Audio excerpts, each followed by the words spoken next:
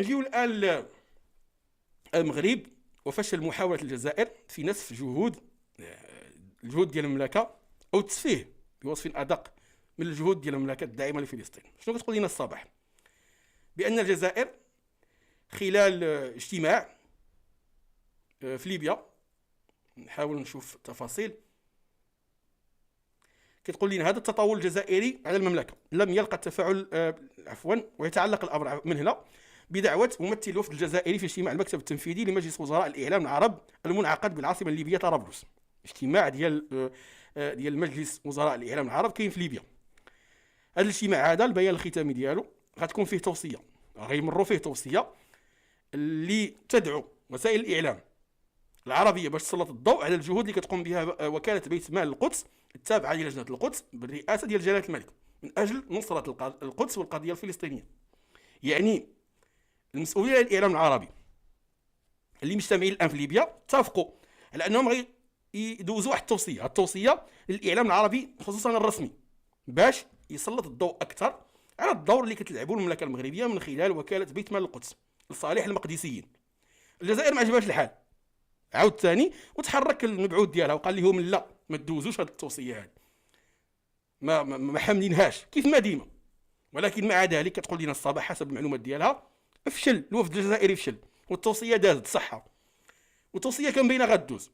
السؤال هنا اللي كيضحك هو مثل هاد الحوادث كتوقع الجزائر دائما كتكون اجتماعات عربية وإسلامية وكتكون فيها شي إشادة بالدور ديال جلالة الملك من خلال لجنة القدس، وتيحاولوا يعرقلوا تمرير هاد التوصيات أو هاد الإشادة في البيانات الختامية وتيفشلوا، وكل شوية تيعاودوا يحاولوا ما فهمتش فين باغي توصلوا، وراه كتفشلوا، راه ما عندكمش القدرة حتى حد ما كيتسوق ليكم. علاش كيعاودوا يحاولوا؟ واش عزيز عليهم ياكلوا الدق؟ واش عزيز عليهم يتهانوا؟ واش عزيز عليهم يجمعوا الخيبات كيف ما سماتها الصباح؟ الله اعلم. حيت واضح ما غتقدرش تمنع تمرير هذه التوصيه. علاش واضح ما غتقدرش تمنعها؟ لان الدول العربيه اليوم علاقتها مع المغرب كلها مزيانه الى استثنينا سوريا وتونس نسبيا، وحتى تونس لا اعتقد بان ممكن ان تذهب معهم في هذه المساله. فعلاقتنا مع كل الدول العربيه مزيانه، وبالتالي اكيد كل شيء غيكون مع المغرب. انت التوجه ديالك القرار ديالك غيكون معزول حتى حد ما غيسوق ليك، فعلاش كتعرض نفسك للاحراج؟ ما فهمتش علاش كتحطوا نفسكم في مواقف بايخه بصوت عادل امام مصرين كل شويه وكيتصرفقوا وكيتهانوا وكيتفضحوا وكتبان الحقيقه ديال حجم دبلوماسيتهم، ومع ذلك كل شويه محاولين نفس المحاوله ويلاحقهم نفس الفشل.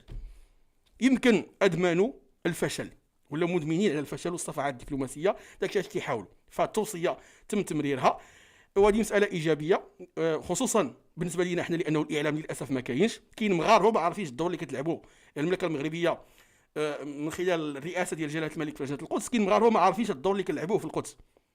كاين مغاربه ما عارفينش كيفاش المغرب ساهم في حمايه الطابع الهوياتي ديال القدس الاسلامي والمسيحي والعربي، كيفاش المغرب ساهم في الصمود ديال مجموعه من العائلات المقدسيه اللي كاينه في القدس باش ما يتمش تهجيرها والتلاعب في الديموغرافيا المدينه.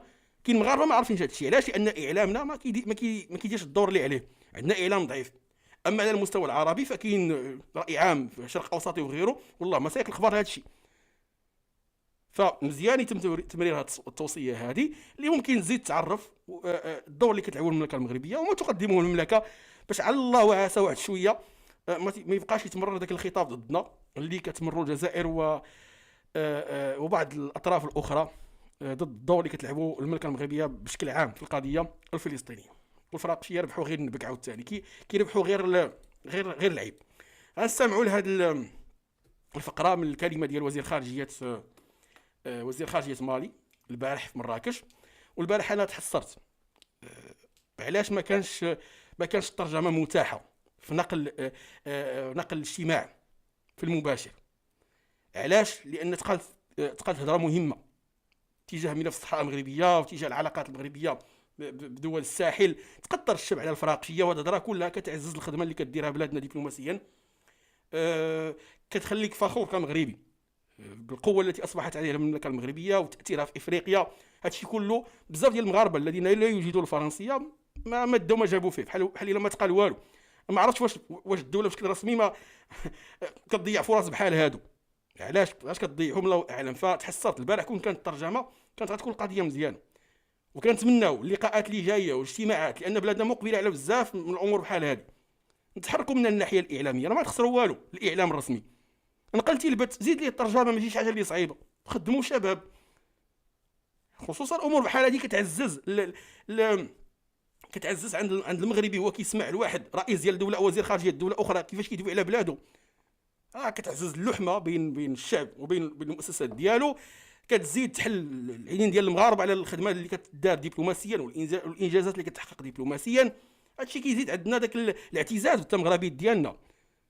فكنتمناو في المستقبل ما يبقاوش يمروا اجتماعات بحال هادو. انا متفهم كانت الفرنسيه لانهم كلهم كيدويو بالفرنسيه، فالسيد ناصر بوريطه عالي جدا يدوي معاهم بالفرنسيه وكذا، ولكن على الاقل المتلقي كان المفروض تكون هناك ترجمه. كنتمناو اليومات الجايه تكون، فغنستمعوا من بعد نعلقوا. اخواني اخواتي الكرام، شكرا لك، شكرا جزيلا لك أخي العزيز. معالي وزير الخارجية والتعاون الإفريقي والمغاربة المقيمين بالخارج عزيزي ناصر بوريطة، معالي وزير الخارجية والتعاون والشؤون الخارجية للنيجريون في الخارج أخي العزيز بكاريا وسانغاري، معالي وزير الخارجية والتعاون الإقليمي وبوركينا فاسو في الخارج أخي العزيز جماري كاراموكو تراوري، سعادة السفير تشاد لدى المغرب، ممثل وزير خارجية تشاد، الضيوف الكرام السيدات والسادة. أود أن أبدأ بشكر سلطات المملكة المغربية على الدعوة الكريمة التي وجهت إلى ولجميع وسائل الراحة التي نتمتع بها أنا ووفدي منذ وصولنا إلى مدينة مراكش الجميلة والتاريخية والرائعة. إنه لشرف لي أن أنقل إليكم التحيات الودية والأخوية والودية من فخامة العقيد عاصمي غويتا رئيس المرحلة الانتقالية رئيس دولة مالي إلى صاحب الجلالة الملك محمد السادس ملك المغرب. وتعرب مالي عن تقديرها الكامل لمبادرة صاحب الجلالة الملك محمد السادس لصالح دول الساحل. أعلن في الخطاب الذي ألقي في 6 نوفمبر 2023 بمناسبة الذكرى 48 للمسيرة الخضراء إن اختيار هذه المناسبة التي لها أهمية خاصة للمملكة المغربية. اذا فكيف ما سمعتم، انا اللي تهمني هو شنو قال على المسيره الخضراء. هو انه دوا على ان المسيره الخضراء او اختيار جلاله الملك الخطاب ديال المسيره الخضراء باش يعلن على المبادره، هو تبين كيفاش الاهميه ديال دول الساحل بالنسبه للمملكه المغربيه. ولكن المهم هو انه قال ان الاحتفالات بالمسيره الخضراء او الذكرى ديال المسيره الخضراء هي واحد الذكرى مهمه بالنسبه للشعب المغربي. في قراءتي المتواضعه اعتقد هذه اشاره او مؤشر على التغيير اللي ممكن غيطرأ في الايام القادمه في الموقف المالي تجاه ملف الصحراء المغربيه.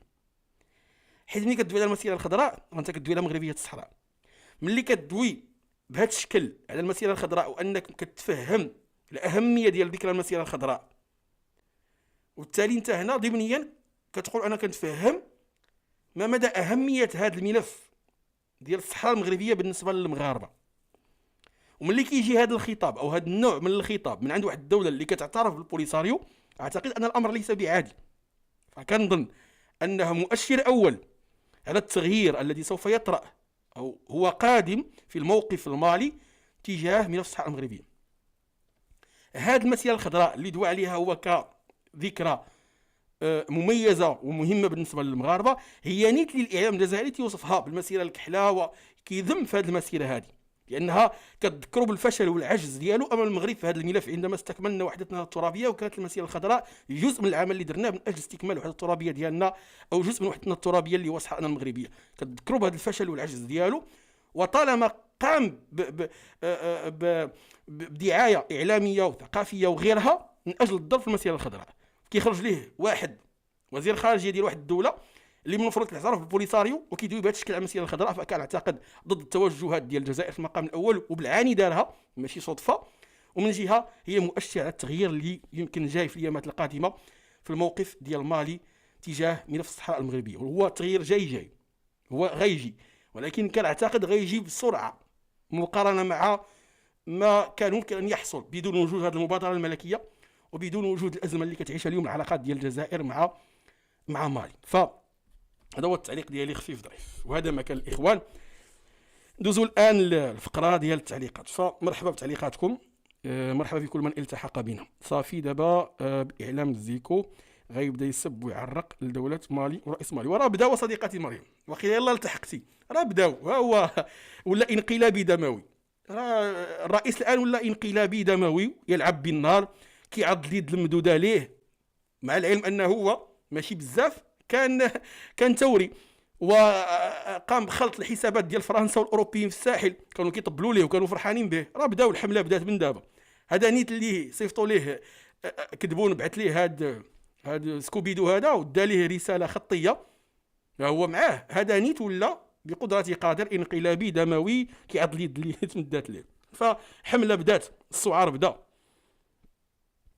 المسيره الخضراء هي مغربيه الصحراء، هي هذيك. قال المسيره الخضراء فيها ما كملتيش، حتى النيجر ستغير موقفها من قضيه الصحراء. سلام خويا حمزه، تحياتي. شفت بعض المقالات ان ايران ما عجبهاش البيان الختامي المؤتمر الروسي العربي اللي كان في مراكش وهاجماته. واش تقدر تكون ازمه بيناتهم؟ ما كانش غتكون ازمه، الامر عنده علاقه بالوحده الترابيه ديال البلدان والجزر اللي كتحتلها العربيه وكذا ديال الامارات، ولكن ما كنظنش غير الامر غيوصل للازمه بين ايران وروسيا. وايران ما تقدرش تخلق ازمه مع روسيا، ممكن تحتاج، ممكن تقلق، تسجل موقف، ولكن تخلق ازمه مع روسيا ما تقدرش، لان هي اللي في حاجه لروسيا اكثر ما ان روسيا في حاجه ليها اليوم، خصوصا من بعد الحرب اللي كاينه الان في الشرق الاوسط. مازال كون ما كانتش الحرب ديال الشرق الاوسط اللي نفسات شويه على روسيا في حربها على اوكرانيا، لان الروس كانوا بصح محتاجين الايرانيين بسبب العزله اللي كانوا بداو كيدخلوا فيها. ولكن اليوم روسيا ولات في موقف قوه، عادت لمنطقه الراحه، لذلك الايرانيين هما اللي في حاجه للروس، كيكاليو عليهم داخل مجلس الامن وفي ملفات اخرى، فهم اللي محتاجينهم في سوريا. فما كنعتقدش الامر ممكن يتطور الى ازمه. المملكه المغربيه لم تتخلى على دول الساحل ابان وباء كوفيد في حين تخلت عنهم فرنسا وتركتهم لمصيرهم. هذه من بين الامور صديقي عزيز اللي داكشي علاش هذه تقريبا سيمانه وانا كنكرر نفس الهضره. هادشي اللي كنعيشوه اليوم في علاقاتنا مع الافارقه هو ماشي نتاج ديال، ماشي مفاجئ، هو نتيجه ديال خدمه مستدامه. المغرب باديها من شعال هذه مع دول افريقيا وعلى راس دول الساحل، حنا كنجنيو جزء من ثمارها، اما الثمار الكبيره ديال بصح لم تنضج بعد، مازال ان شاء الله غتنضج وغنجنيوها اقتصاديا وسياسيا مستقبلا. سكوبيدو تبارك الله عليك خويا حمزه العز، مرحبا صديقي خليل. اصبروا دابا صديقي الجزائري كتسبنا، دابا انا ما سبيتك ما والو، انا كندوي معاك سياسه، علاش كتسبني؟ ما فهمتش. غتسب نعطي لمك بلوك. كتبين كتاكد غير انكم كائنات بصباعيه مستحمره، ما تعرفوا لا تناقشوا لا والو، قلال الترابي. سي حمزه، موريتانيا تمارس السياسه بشكل براغماتي واضح وتجيد اللعب مع هذا النمط السياسي. ما كنشوف حتى شي براغماتيه في هذا الملف هذا او اللعب، مع العلم ان البراغماتيه او لا تلعب على الحبلين ماشي شي حاجه اللي عيب في العلاقات الدوليه. من حق كل دوله تعاون على المصالح ديالها. موريتانيا ماشي دوله تابعه لينا، موريتانيا دوله عندها السياده ديالها، حره في قراراتها. المهم ما تكونش هذه القرارات هذه كتجي على مصالحها معنا او لا كتمس المصالح ديالها معنا، هذا الشيء اللي مهم. اما فيما يخص اليوم القضيه ديال المبادره الاطلسيه، ما يمكنش نحكموا من دابا على موريتانيا واش كتلعب ولا ما كتلعبش. واش شي حد قال لينا ان المغرب وجه ليها الدعوه وهي رفضات؟ حتى حد ما قالها لينا. واش الاجتماع يوحي بانه كان المفروض موريتانيا تكون حاضره وما حضراتش؟ لا. وزيد عليه كيف ما قلنا المشروع بشكل عام ضروري من موريتانيا تكون جزء منه، ما يمكنش ولا يعقل ان جلاله الملك غيعلن على واحد المشروع بلا ما يكون الامر محسوم مع اهم طرف فيه واللي هي موريتانيا. هذه بالنسبه لي تتماشى مع الروايه ديال الافراقيه اللي كيبروا وتيحاولوا يبردوا على راسهم اليوم. اما بالنسبه لي موريتانيا غتكون جزء من المشروع. هذه المبادرة الملكية لن تعجب فرنسا، فكيف تفاعلت معها؟ حاولت نراقب الإعلام الفرنسي لحدود اللحظة كينقلوا الخبر بشكل عادي، حتى الإعلام الألماني مازال حدود اللحظة ما كاينش ردود أفعال أو مؤشرات رسمية على كيفاش ممكن تكون ردة الفعل، مازال حدود اللحظة ما كاين والو. ولكن ما كنظنش فرنسا ممكن دير شي حاجة، وحتى إلا حاولت دير نفوذها راه شبه منعدم الآن في الدول.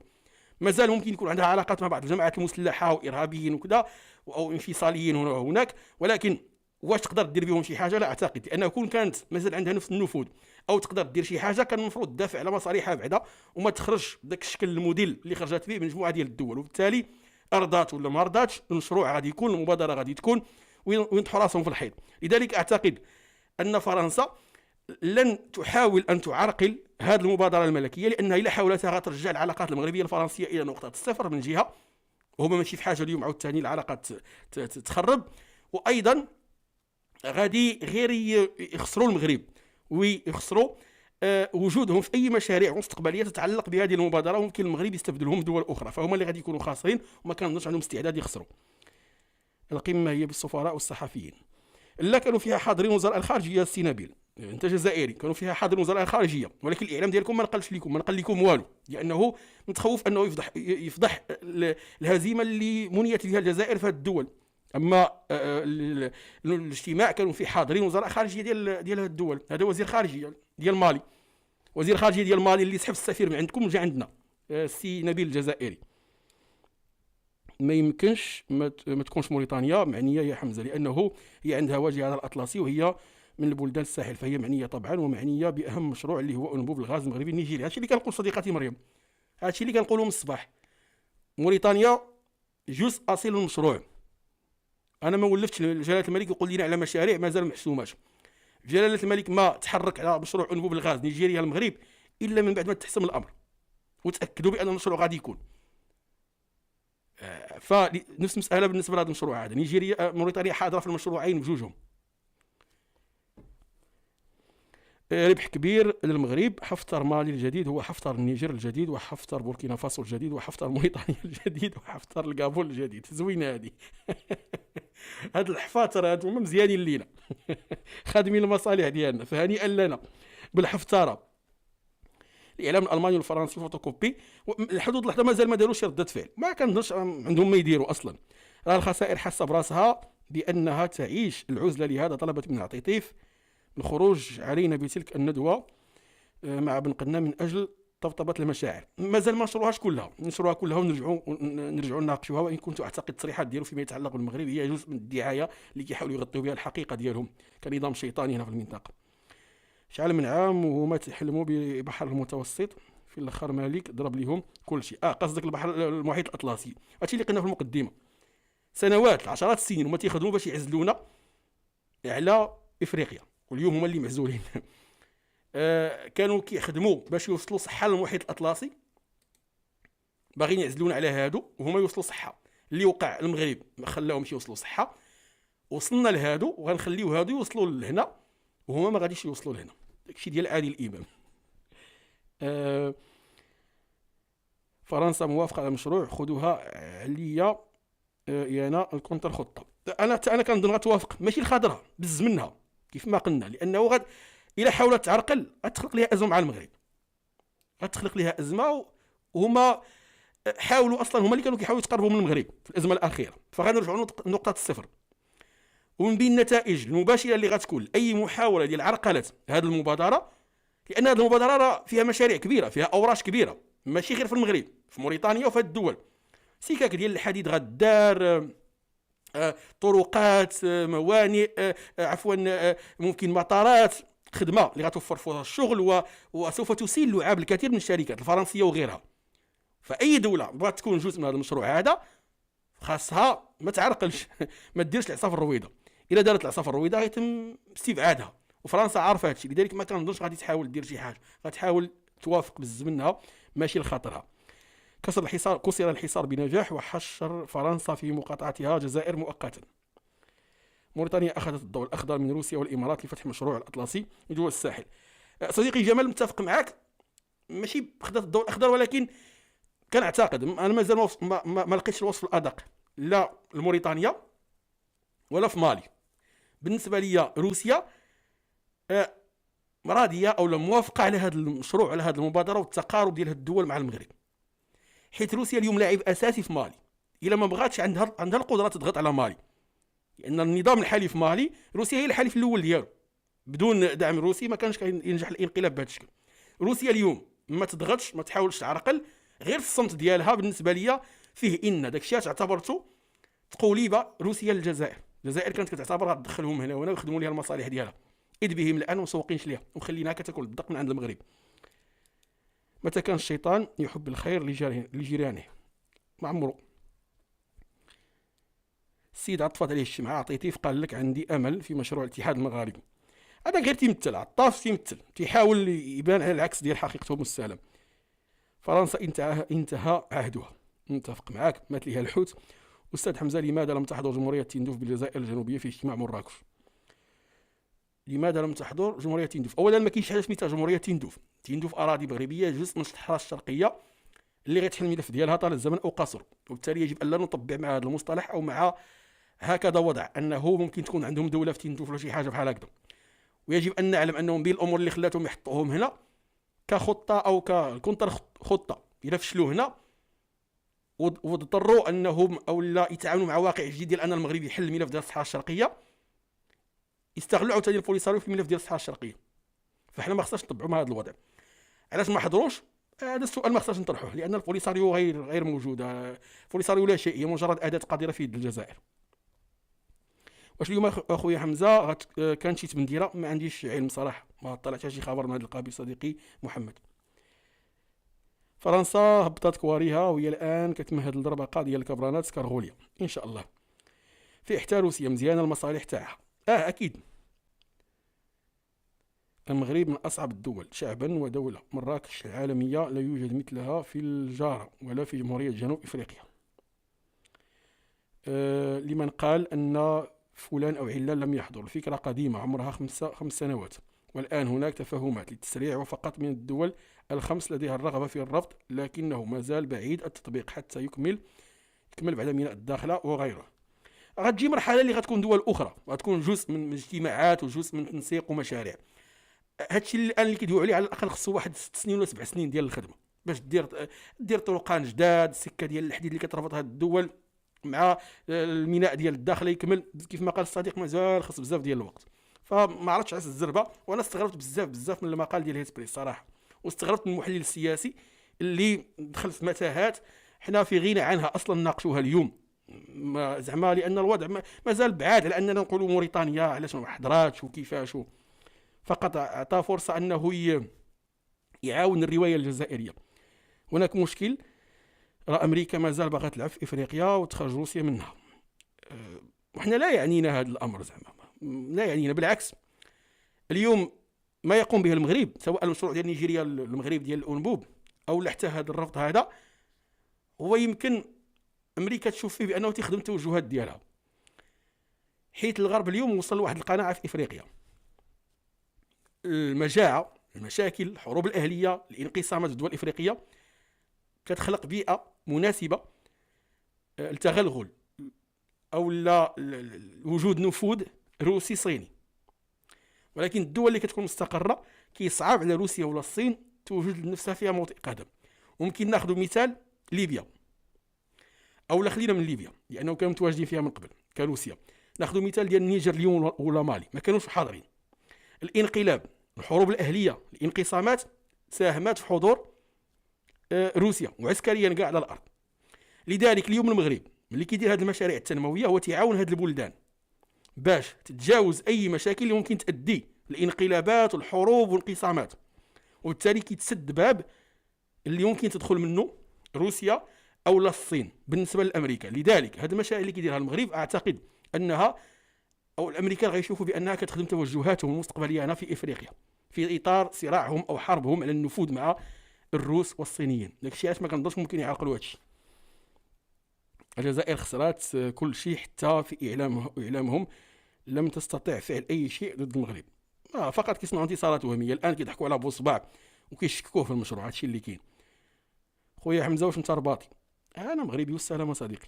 نظام الكبرانات في طريقه للسقوط، فهذا تاريخ الدول الساقطه بعضها كان مستبدا وبعدها كان ضعيفا، لكن الثابت الوحيد أن هذه الدول قد وصلت إلى خط النهاية عندما بلغ الغباء السياسي مداه والضعف منتهى. العقل، الذكاء، متفق معكم.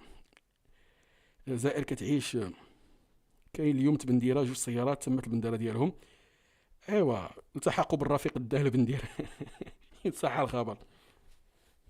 الجزائر صعرات، وهذه الحاله غادي تخليها ترتكب اخطاء كارثيه اللي غادي تزيد تقرب من نهايتها ان شاء الله. اكيد كل ما كانوا تحت الضغط كل ما غادي يغلطوا، كل ما غلطوا هادشي غيكون لصالحنا وغيزيد يكبر العزله ديالهم او يوسعها ويخلق لهم مشاكل جديده. خويا حمزه، واش شي مرات اسبريس كدير شي مقالات العفو وصافي؟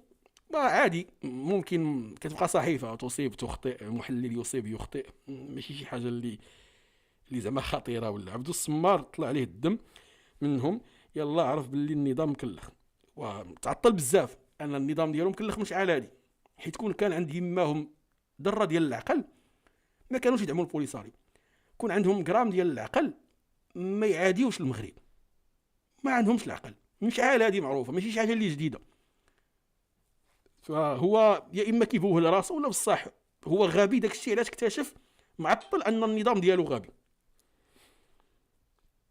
الدول المحيطه بالجزائر فهموا ان مشروع الجزائر هو اضعاف المحيط ديالها وتقزيم وتشتيت الدول، في حين ان المغرب باغي يهز بالاقتصاد وكل شيء يستافد.